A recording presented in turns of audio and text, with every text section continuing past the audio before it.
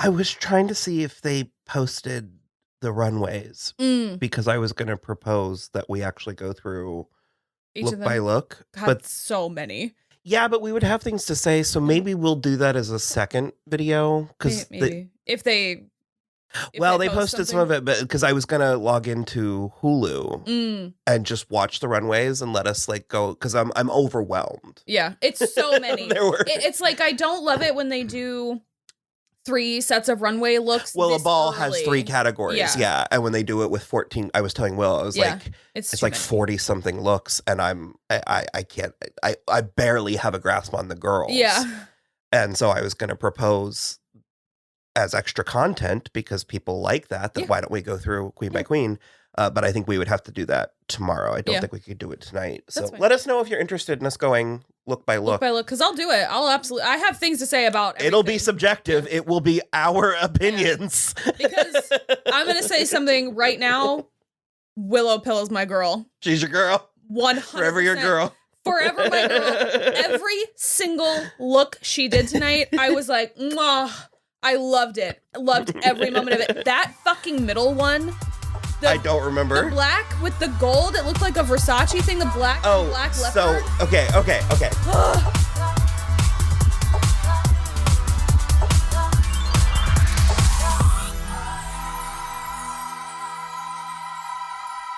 Hello, everybody. I'm Will. I'm Kristen. And this is So I'm Watching Drag Race, Season 14, Episode 3. A Pair of Balls. A Pair of Balls. It was the ball episode. That's the other thing. To make it even more confusing, they split the girls into two separate teams, and one of them did like an animal print thing, and the other one did like a red, white, and blue thing. So it was a lot. It was a lot. So the second one, the Willow Pill, it was sort of a copycat of a dress. I cannot remember because I don't think it's Versace. I always want to say it's Versace because it has the gold chains that looked very 90s Versace.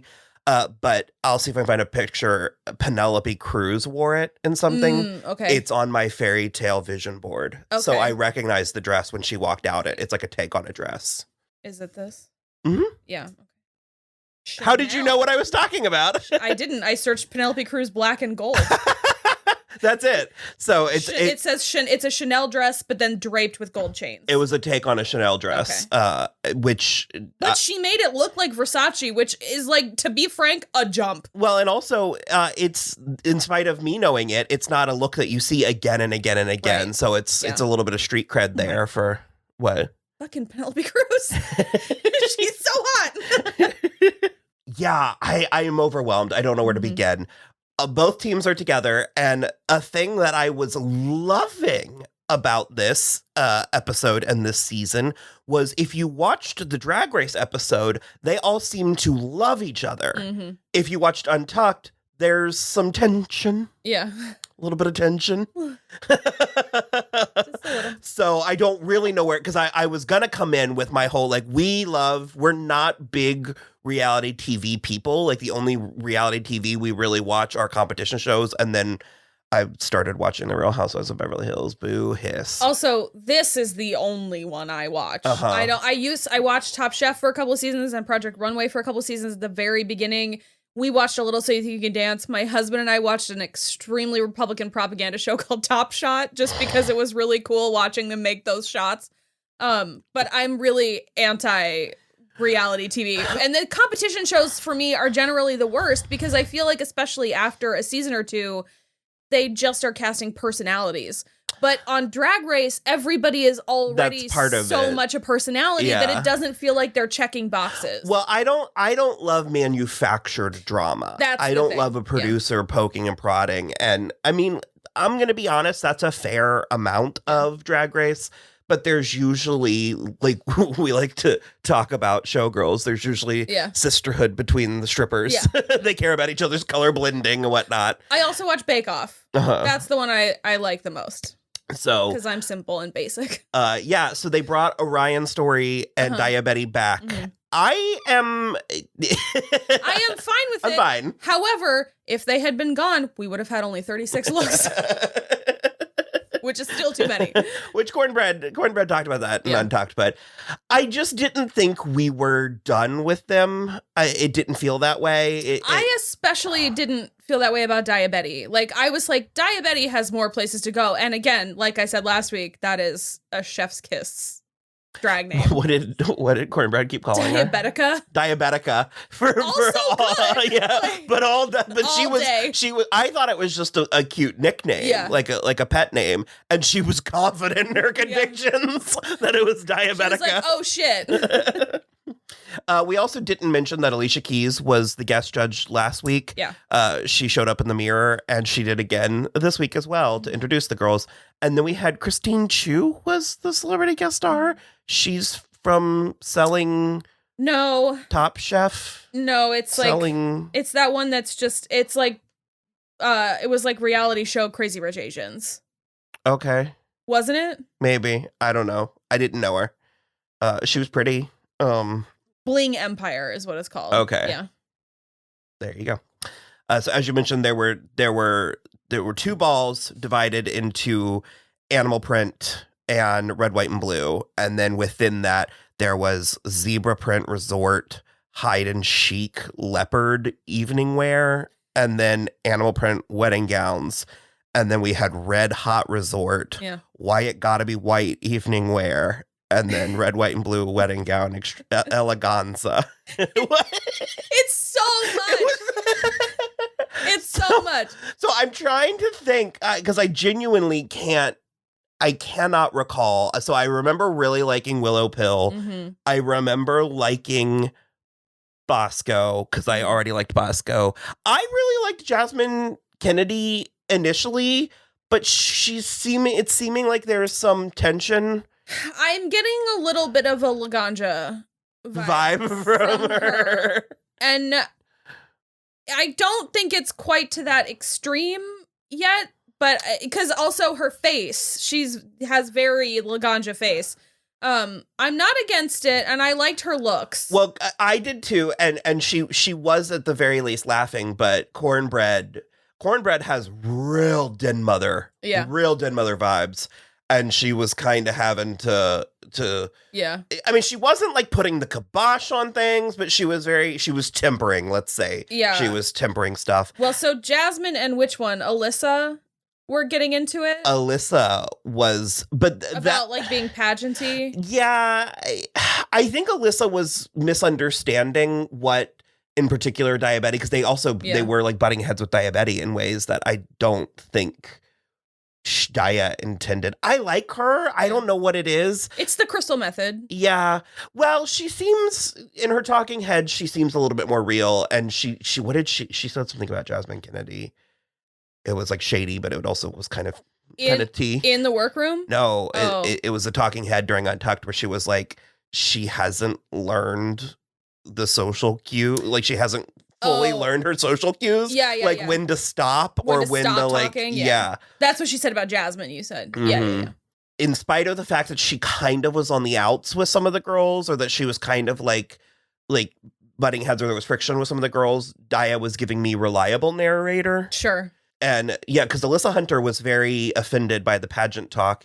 And I mean, I think that that's fair, but also doesn't that feel like that is just an evergreen because like commentary that's always. Yeah, I feel like every season we've watched, there's been sort of a divide between like the comedy queens and the pageant queens, and like the fashion queens and the dance queens, and there's all these different cliques, and I mean you can like cross the lines and everything, but for me the pageant queens, and maybe it's just because they're always so like perfect and coiffed, and like they always feel a little like snooty to me. I was gonna say there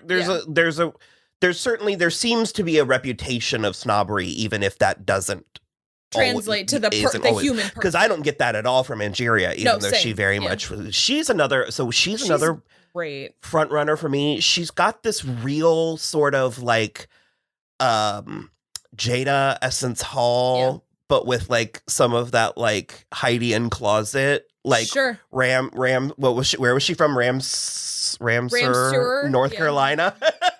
Because I forget who it was, but someone was having the time. Was it Lady Camden was having the time of her life with her accent? Yeah, and her like. Was that the two of them? Lady Camden and yeah. She was like, I'm going to hit you out of that chair if you keep talking about me. There's something about Angeria. She's pulling off young and ingenue, but also like head bitch. Yeah. It's a very delicate balance. Yeah. I'm really impressed. Biggest complaint with Angeria, and it goes as well for Alyssa, is I know it's like a whole thing, and I know it's very specific, but I need them to soften their nose contour. It's so sharp and intense. It's all I can see. I get it more for you from Alyssa than I do Angeria, because I think that's just part of her. Which is fine. Yeah. I believe it's just part of both of them. I would like maybe just a little blending. It's just it's so sharp. And Alyssa also don't think it needs to be. Alyssa for me has an everything in the kitchen sink quality that I think could be maybe it's good, but there's a lot happening always. Yeah. And she's just so pretty though.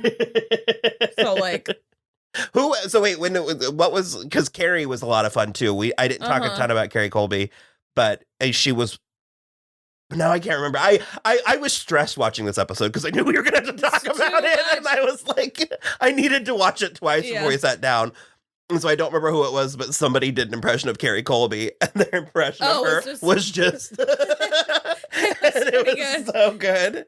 I like her too. For me, she doesn't stand out like a crap load.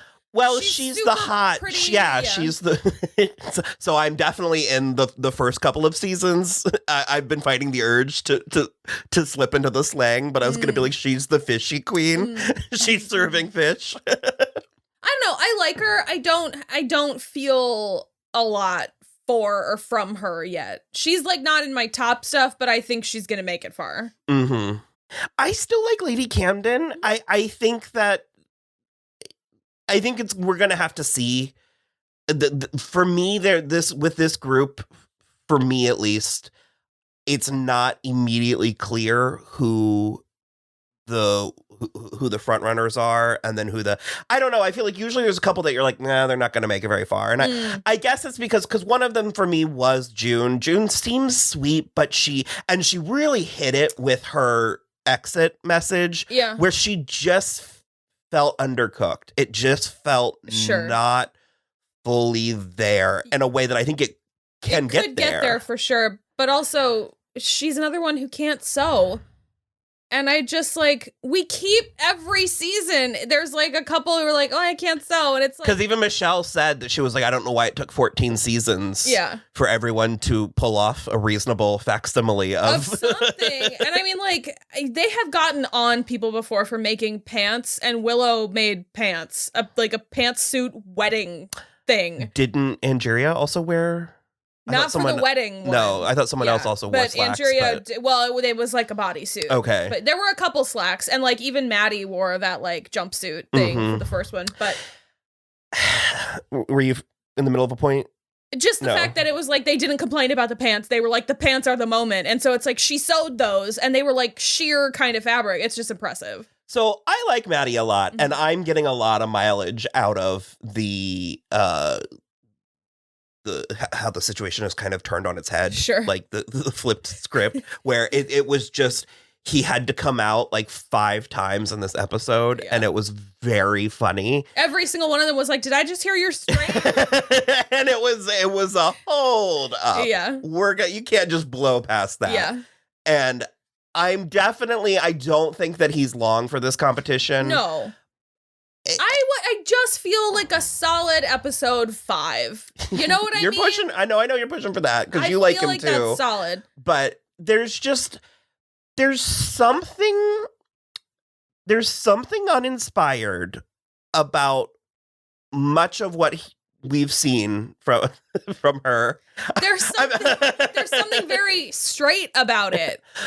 But I do think it has felt consistent. Sure. It has felt very standard. And furthermore, because he did introduce she did introduce herself as the camp queen, and I think she was selling that wedding dress, which she explained in Untucked, kind of like her original concept fell apart, and so she had to like pull that out. Well, so and I liked the pantomiming down the runway. Yeah, I was pretty impressed that he managed to sew that.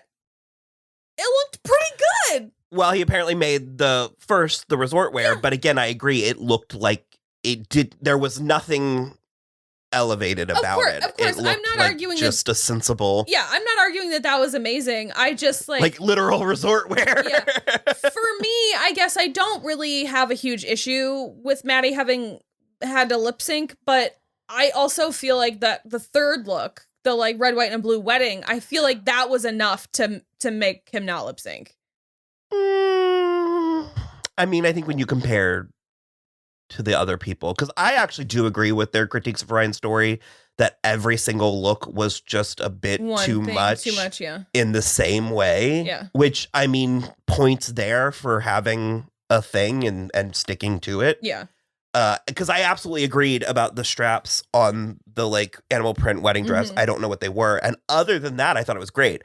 I love the like bedazzling under the cups of the bustier. Like, I kind of like it because again, Orion's one I don't think is probably long for this competition, but I do like that she definitely has an identity. Like she has a shtick. Another one that actually I like a lot, and we mentioned her obviously during the 2-part premiere, but she's went a little under the radar for us, was Georges. I think she is so good at this. Yeah. I agreed that they were like, the wedding one isn't really it wasn't a wedding dress, but she pulled it off. But it looked great. And the fact that once you say, oh, it's inspired by Selena, it's a trump card. No one can say anything back to you. You're just like, well, all right, you get it. You get the points. No, she just seems that there are certain people where it's when you see them doing what they do and you're like, oh, this is your point. Like, this is what you do. This is why you're on this earth, is to do precisely this. Yeah. And I really like her. And she also seems fun. Willow was very upset that she wasn't the littlest one. Oh, she wanted to be the littlest one and she has competition.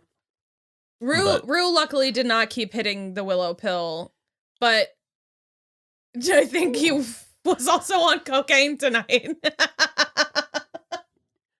You were like cross-eyed by the time. It was so much. It's pronounced caffeine, Kristen. Rue is in rare form this season. Wow. It appears. Yeah. She's been real weird behind, because she has a new album out and she's really been hitting social media, and it's in that uncanny valley of I can't tell if this is intentional or this is like grandma's gotten into the liquor cabinet and unsupervised. It's in between, and it's been a lot of fun. Because she released a song that I kind of love called "Blame It on the Edit," and it's about how every queen likes to be like, oh, it was the edit. I got a villain edit. And the song is Rue's like, you're the one that said it. That's awesome, actually. It's like, why are you always trying to blame it on the edit? Yeah, like, it's very, great. She seems like she's stirring the pot. And I don't know. I don't know how this is going to turn out. It's fun at this very specific moment. It feels like it could careen off the rails at any given point. For sure. There's a lot of this season. There's a lot of like weird nude illusion that's not nude. Deja did it, and June did it too, where she kept wearing like a flesh-colored bodysuit underneath. Yeah, but it didn't match. I don't know. I'm not entirely sure. And June touched on some of that this episode where she was talking about having issues with her like size, and I'm not entirely sure, but I'm trying to hit like all of my notes. I think that's the best you're going to get out of us after one. And then Willow Pill won and June Jambalaya went home. After June and Maddie lip sync to Queen Mother. Yeah. Kylie Minogue. Do I have any of my Kylie stuff still, or did I take it down? I think you took all of it. Did I? That's yeah, unforgivable. Yeah. But we also have another game within a game with the chocolate bars. So they all picked a chocolate bar at the beginning of this episode, and then if at any point one of them is up for lip sync and they open their chocolate, they've lost and they open their chocolate bar and it has a gold ticket, they can stay. So they claim that the bars were brought out and each of them goes up and picks one. Yeah. And they claim that they just have it. I cannot believe that. Well, it's not real chocolate. Well, June's was. Oh. She eat it? I mean, it was, if it wasn't, then they put extra money into making prop chocolate that looked real on a show where they're recycling roulette wheels. Fair enough. So, but that cannot be because I just don't believe a queen wouldn't find some way to peek. No, so I think what they did is they wrote their names on it, and then I think they... Oh, right. So production has it. Yeah. Because also then by that point, I was like, how can production not cheat? But you're right. They did write their names on it because Maddie was flustered as fuck by the pit crew. I don't think that that's a repressed thing. I think that he's a little in over his head in more ways than one. Well, I also think that there's something totally valid about still being flustered by a nude male model in front of you. Male models in their underpants in front of you that are like trying to get you to do something. Because Maddie's also a little bit of a nugget. Yes. But yeah, so they danced to Kylie Minogue's "I Love It" off of Disco. Not my favorite. I love it. You do. I mean, Disco was great, but I found Disco to be very safe. Yeah, it's not my favorite Kylie album. My Kylie, I like a little bit more exuberant, a little bit more. Well, because my favorite song on Disco is "Say Something." Yeah, and my favorite Kylie is still X. So, but yeah. Oh, just kidding. Golden is very good. That's a hot take. Yeah. I would stick with X if I were you. I love Golden too, but it's... Fuck me, I guess. No, I'm just saying, I'm trying... It's your funeral. Come at me in the comments about your favorite Kylie Minogue album. I'm so mad I've taken all of my stuff down. Well, here's my... Oh, the cassette. Kylie Golden on cassette. So I have Kylie shit everywhere. I just we swapped our stuff out, and I guess I didn't keep anything. But we'll remedy that. Stay tuned for next week. This is like a long track. Okay, goodbye. I was gonna cancel.